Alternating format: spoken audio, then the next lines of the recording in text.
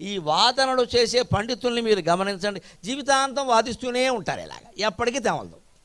మీకు లెక్క ఏమిటంటే అద్వైతాన్ని సమర్థించే పుస్తకాలు 500 వస్తే విశిష్టాద్వైతాన్ని సమర్థించే 5000 వస్తాయి. పుస్తకం మీద పుస్తకం, పుస్తకం మీద పుస్తకం రాసుకుంటూ కూర్చోవడం, ఆవిష్కరణ చేసుకోవడం. ఎవరు చదువుతారో తెలియదు, ఏమవుతారో తెలియదు. వీటి మీదే విరక్తి వచ్చి శంకరాచార్య ఏమంటున్నారంటే, వృథాకంఠక్షోభం వఘసి తరసా తర్కవచస. ఈ మట్టని, కొండని, పొడుగని, పేకని, కొండని, నిప్పని ఎందుకయ్యా ఊరికే కొట్టుకుంటావు?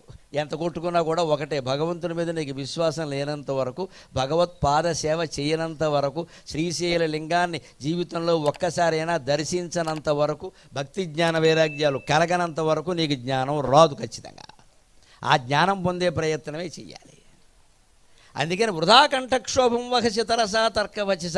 బాగా పెద్ద పెద్ద శాస్త్రాలు చదువుకుని వారించే పండితులకు కూడా ఆయన పెడుతున్న వాత ఏమిటంటే, చదివావు జాలే, ఇక ఆపేయి, దాన్ని అనుష్ఠానం చేయి.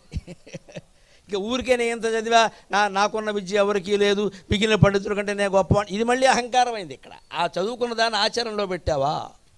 అందుకని పరికరత కిం ఘోర శమనం. యమధర్మరాజుని ఏమైనా ఆపుతుందా ఈ విజ్ఞానం? మృత్యువు రాకుండా ఆగుతుందా? నువ్వు చదువుకున్నదాన్ని నువ్వు ఆచరణలో పెట్టాలి కదా. సర్వం కల్విదమేవాహం సర్వం కల్విదం బ్రహ్మ అని చెబుతావు, మళ్ళీ కులభేదం పెడతావు, మతభేదం పెడతావు, మన కులంలోనే మళ్ళీ శాఖాభేదం కూడా పెట్టేస్తావు.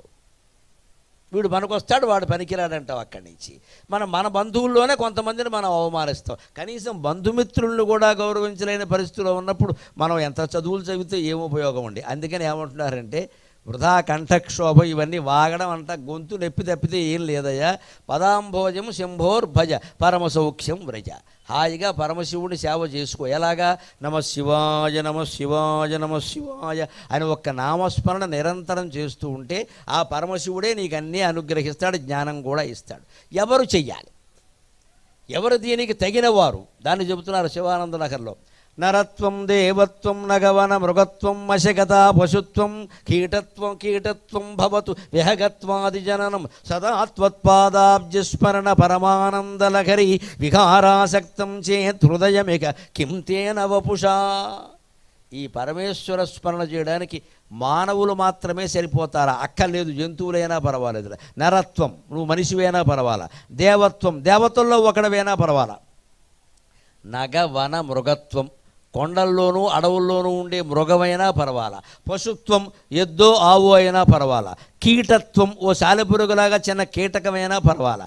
భవతు విహగత్వాది జరణం, పక్షివై పుట్టినా పర్వాలా. ఏం చెయ్యాలి? సదాత్వత్పాదాబ్జస్మరణ పరమానందలహరి విహారాసక్తం చేత్ హృదయమిక.